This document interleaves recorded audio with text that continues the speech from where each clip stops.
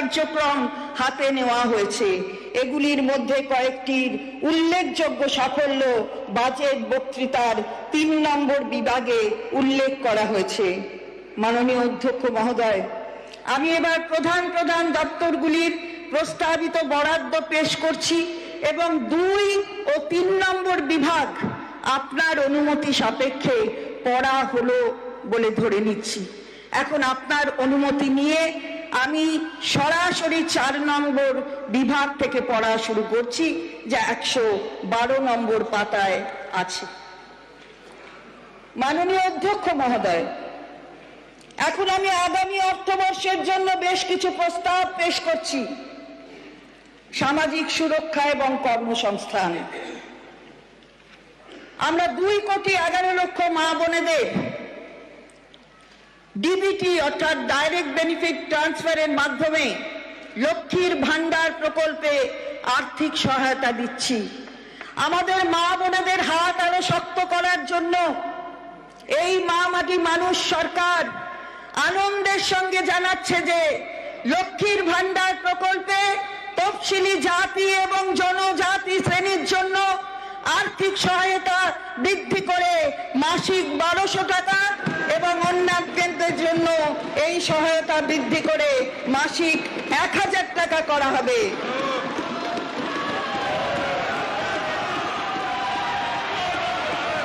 Sir, এই বর্ধিত সহায়তা স্যার এই বর্ধিত সহায়তা এপ্রিল 2000 আমরা 2,11,00,000 মা বোনেদের ডিবিটির মাধ্যমে লক্ষ্মীর ভান্ডার প্রকল্পে আর্থিক সহায়তা দিচ্ছি।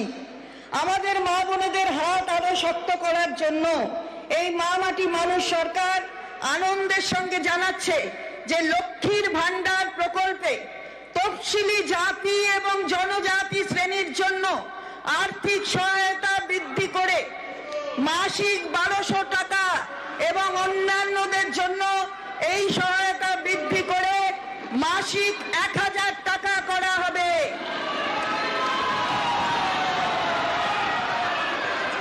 এই বর্ধিত সহায়তা এপ্রিল 2024 থেকে লাগু হবে এবং সরাসরি ব্যাংক ট্রান্সফারের মাধ্যমে প্রাপকরা মে 2024 মাসের শুরু থেকেই পাবেন। এর জন্য অতিরিক্ত বার্ষিক 12,000 কোটি টাকা বরাদ্দ করা হয়েছে। 60 বছর বয়স অতিক্রম করলে লক্ষ্মীর ভান্ডারের প্রাপকেরা সোজাসুজি বার্ধক্য ভাতার আওতায় চলে আসবেন এবং একই আর্থিক সহায়তা পেতে থাকবেন। স্যার, আমাদের উপকূলবর্তী জেলাগুলির বিশেষ করে পূর্ব মেদিনীপুর, উত্তর 24 পরগনা এবং দক্ষিণ 24 পরগনার মৎস্যজীবীরা তাদের জীবিকা অর্জনের জন্য প্রতিকূল অবস্থার মধ্যে সমুদ্রে যান। যেহেতু এপ্রিলের মাঝামাঝি থেকে জুন মাসের মাঝামাঝি পর্যন্ত এই 2 মাস মাছ ধরার ক্ষেত্রে নিষেধ থাকে, এই মৎস্যজীবীদের জীবিকা অর্জনে সমস্যা হয়ে থাকে। আমি আনন্দের সঙ্গে জানাচ্ছি যে এই 2 মাসে এইসব মৎস্যজীবীদের জীবিকার সহায়তার জন্য সমুদ্র সাথী নামে একটি নতুন প্রকল্প চালু করা হলো। এর মাধ্যমে এই 3টি জেলার প্রতিটি নথিভুক্ত মৎস্যজীবী প্রতি বছর এই 2 মাস প্রতি মাসে 5,000 টাকা করে পাবেন।